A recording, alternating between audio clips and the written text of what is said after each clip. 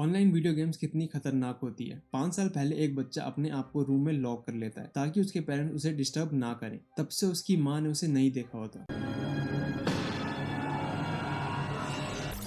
इस मूवी की main character नीडा है, जो कि डीवीडी सेल करती है। नीडा की शॉप पे बहुत सारे कस्टमर्स रेगुलर आते हैं और उनमें से एक डॉम है। डॉम टेलीविजन में काम करता है और वो मिस्टिकल टॉक शो के लिए टॉपिक ढूंढ रहा होता है जो कि उसके बॉस को भी अच्छा लगे। नीडा और डॉम दोस्त होते हैं। एक दिन नीडा डॉम को अपने घर बुलाती है। वहीं डॉम को पता लगता है कि नीडा का एक 17 साल का बेटा है जिसका नाम टन है और वो अपने रूम से 5 साल से बाहर नहीं निकला है। नीडा बताती है कि उसके बेटे और उसके बीच किसी बात पर लड़ाई हो गई थी और तब से वो सुसाइड करने की धमकी देता है और उसे कमरे में भी घुसने नहीं देता। नीडा काम पे जाने से पहले उसकी फेवरेट किताब और खाना दरवाजे पे रखकर जाती है। टन के कमरे की विंडोज अंदर से न्यूज़पेपर से कवर होती है और कभी कभी वहाँ से किसी का हाथ भी दिखता है और नीडा के पड़ोसी उसे बताते हैं कि वो टन को कभी कभी रात को सड़कों पे देखते हैं। नीडा बहुत सालों से प्रोफेसर सुन्नी की क्लासेस ले रही होती है जो कि मेडिटेशन से लोगों की मेंटल एनर्जी को बढ़ाना सिखाती है। नीडा इसमें बहुत माहिर होती है। एक लेसन में वो ब्लाइंडफोल्ड होती है। वो सिर्फ कागज के टुकड़े से पेंसिल को काट देती है। कभी कभी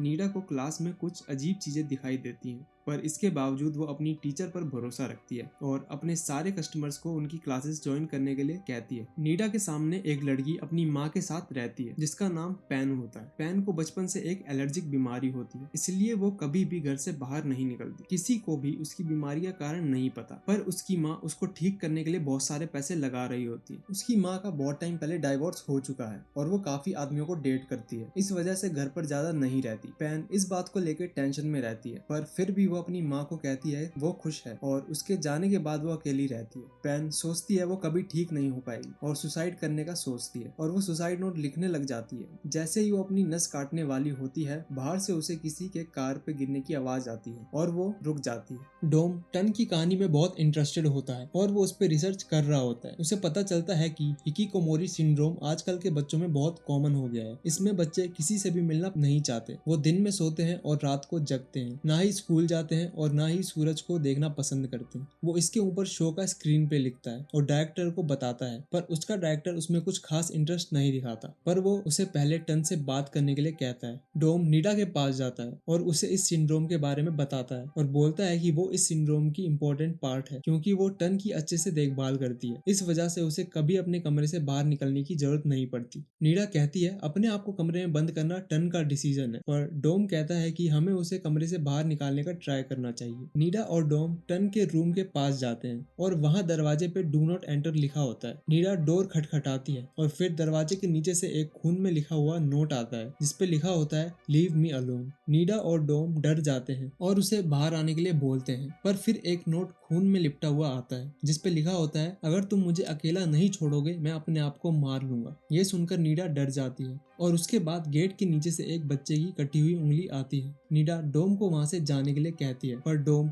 वहां से नहीं जाता और दरवाजे को ठोकने लगता है। नीडा उसे वहां से हटाने की कोशिश करती है, पर जब डोम उसे हटा रहा होता है तो गलती से धक्का दे देता है। डोम उसे बचाने के लिए उसके पीछे भागता है, पर उसे कोई खींचने लगता है और वहीं पे गिर जाता है और कोई उसके पैर को तोड़ देता है। डोम डर जाता है और चिल्लाता है तुम कौन हो। फिर एक चाकू उसकी तरफ आता है और उसे मारने लगता है। दीवारों पे खून खून हो जाता है और वो मर जाता है। फिर हमें रात का सीन दिखाते हैं। नीडा सो रही होती है और उसके चेहरे पर खून की बूंदें गिरने लगती हैं। इससे वो जाग जाती है और वो देखती है कि रूम का गेट खुला हुआ है। वहां से टन बाहर निकलता है। उसके हाथ में चाकू होता है और उसका चेहरा कपड़े से ढका हुआ होता है। वो जैसे ही उसका कपड़ा हटाती है वो डर जाती है और अपनी नींद से उठ जाती है। वो सिर्फ सपना देख रही होती है। पैन विंडो के बाहर देखती है। सामने वाले घर में चोरी हुई होती है और पुलिस वहां आ चुकी थी। इतने में उसकी माँ उसे बुला लेती है और उसे डॉक्टर के पास चलने के लिए कहती है। फिर पैन अपने स्कूल टाइम के बारे में सोचती है कि कैसे वो और टन बैठ के एक दूसरे को उनकी एलर्जी के बारे में बताते थे। टन कहता था कि वो अपनी माँ से एलर्जिक है क्योंकि वो उस पर सारा टाइम चिल्लाती रहती है और वो अपने पापा के साथ रहना चाहता था। नीडा प्रोफेसर सुन्नी की क्लासेस में होती है जो कि एक लड़के के बारे में बता रही थी जिसका कार एक्सीडेंट हो गया और उसने एक सेक्स डिजाइनमेंट सर्जरी कराई थी। उसका इलाज हिप्नोसिस के द्वारा हुआ था और वो अपनी पूरी जिंदगी यह सोचता था कि वो एक औरत है। वो शादी करता है और 2 बच्चों को जन्म देता है, पर धीरे धीरे उसकी आदत वापस आने लगी थी और उसे पता लगा कि वो असली में एक आदमी है, पर वो कुछ समझ नहीं पाया और अपने आप को मार लेता है। पर इसके साथ एक और चौंकाने वाली चीज ये होती है कि उसके मरने के बाद उसके दोनों बच्चे भी मर जाते हैं और राख में बदल जाते हैं। सुनी कहती है कि ये सब मेंटल एनर्जी से हुआ है।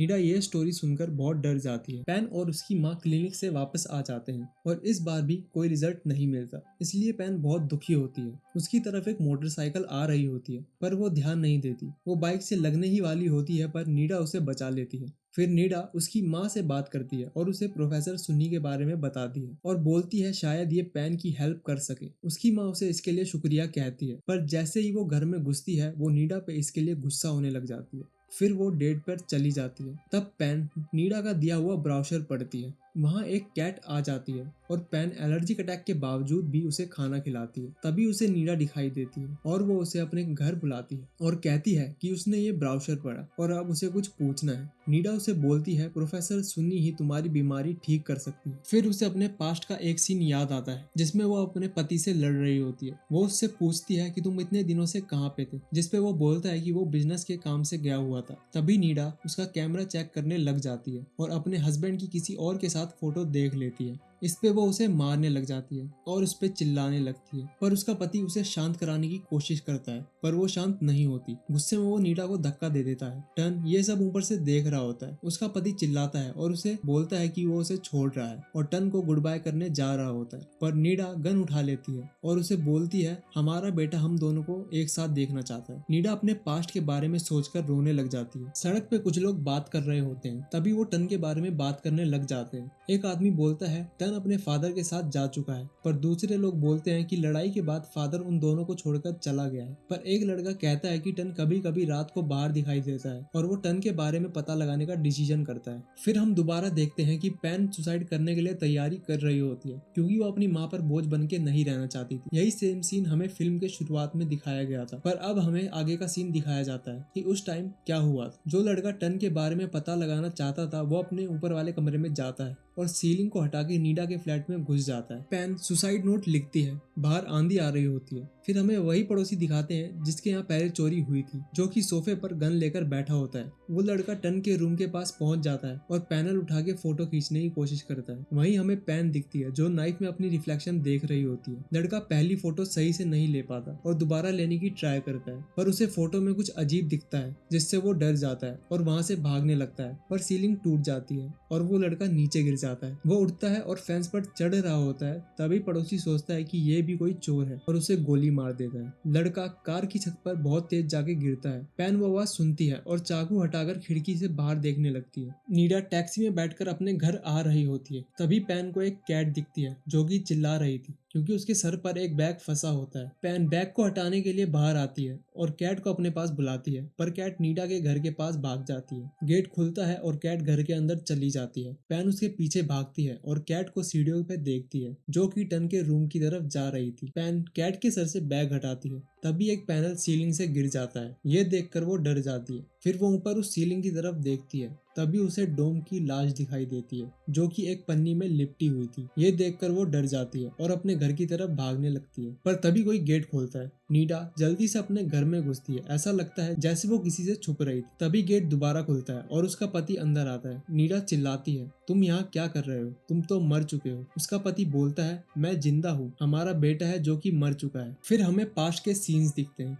नीडा अपने पति पर चिल्लाती है कि उनका बेटा उन्हें एक साथ देखना चाहता है। उसका पति उसे गन नीचे करने के लिए कहता है। टन ऊपर से फ्लोर के छेद से सब देख रहा था। उसका पति उससे गन छीन रहा होता है पर गन ऊपर की तरफ पॉइंट कर रही होती है। वो गन गलती से चल जाती है। वो दोनों डर जाते हैं और ऊपर की तरफ देखने लगते हैं। नीडा के ऊपर खून की बूंदें गिरने लगती है। टन के सर पर गोली लग जाती है और वो मर जाता है। नीडा अपने पति को समझाने की कोशिश करती है कि टन जिंदा है और अपने रूम में है, वो बस कमरे से बाहर नहीं आता। उसका पति कहता है रूम में कोई नहीं है। पैन बाथरूम में छुप जाती है ताकि वो दोनों उसे ना देख पाए। नीडा चिल्लाती है तुमने आवाज सुनी, टन वहीं पे है। तभी उसका पति ऊपर जाता है और टन के रूम में घुस जाता है। वहाँ पे एक अजीब सा दिखने वाला क्रिएचर चेयर पे बैठा होता है। नीडा उसे देखकर खुश होती है और उसे अपना बेटा बताती है पर उसका पति उस क्रिएचर को देखकर डरा हुआ होता है। नीडा उससे पूछती है बेटा तुम क्या खाना पसंद करोगे, और मुस्कुराती है। क्रिएचर उठता है और दरवाजे पर आ जाता है। नीडा अपने पति का गला एक बड़े चाकू से काट देती है। पैन ये देखती है और डर जाती है। मरते वक्त नीडा का पति उसे सीढ़ियों पर धक्का दे देता है जिससे वो गिर जाती है और अपने बेटे को देखती है जो कि उसकी तरफ स्माइल करता हुआ आ रहा होता है। पैन बाथरूम से बाहर आती है और उस क्रिएचर को देखती है जो कि नीडा के ऊपर था और वहां से चिल्ला के भागने लगती है। पर वो क्रिएचर उसे फॉलो करता है। पेन सीलिंग के ऊपर चली जाती है पर क्रिएचर उसे पकड़ने के लिए सीलिंग तोड़ने लगता है और नीडा नीचे गिर जाती है और एक रस्सी को पकड़ लेती है जिससे वो लटक जाती है। तभी उसके सामने क्रिएचर उसे मारने के लिए आ जाता है पर तभी नीडा के ऊपर सीलिंग का एक टुकड़ा गिर जाता है और उसकी छाती के अंदर घुस जाता है। उसकी आंखें बंद हो जाती है और क्रिएचर भी धीरे धीरे डस्ट में बदल जाता है। कुछ टाइम बाद का सीन दिखाते हैं जहाँ प्रोफेसर सुन्नी अपने अंदर की शक्ति को बाहर निकालने की बात कर रही थी। पेन स्टेज पर आंख पर पट्टी बांधकर खड़ी होती है। सुन्नी पेन को एक पेपर और पेंसिल देती है, ये बोलते हुए कि